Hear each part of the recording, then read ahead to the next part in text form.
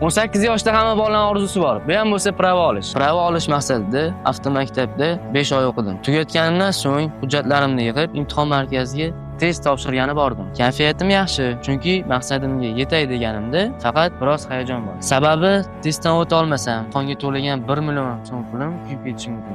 Imtihon topshirib chiqdim, lekin natija kutganimdek bo'lmadi. 20 tadan 16 ta to'g'ri javob topdim. Shu bilan 1 yil davomida qayta topshirishga umuman hafsala bo'lmadi. Olgan bilimlarim ham esimdan chiqib ketdi va provaga bo'lgan ishonchim butkul so'ndi. To'g'risini aytsam, pravani sotib olmoqchi bo'ldim va shu ish bilan shug'ullangan har xil odamlarga aloqaga chiqdim. Natijada esa $1000 dan oshiq pulga kuydim. Hayotim shu tarzda davom etardi. Ishdan keyin doim vaqtimni Instagramda har xil videolar ko'rib o'tkazardim.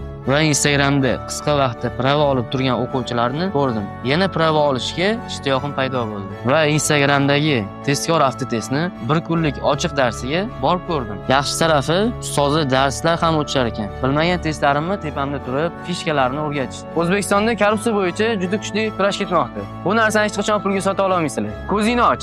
Yaxshisi o'qib ol do'stim.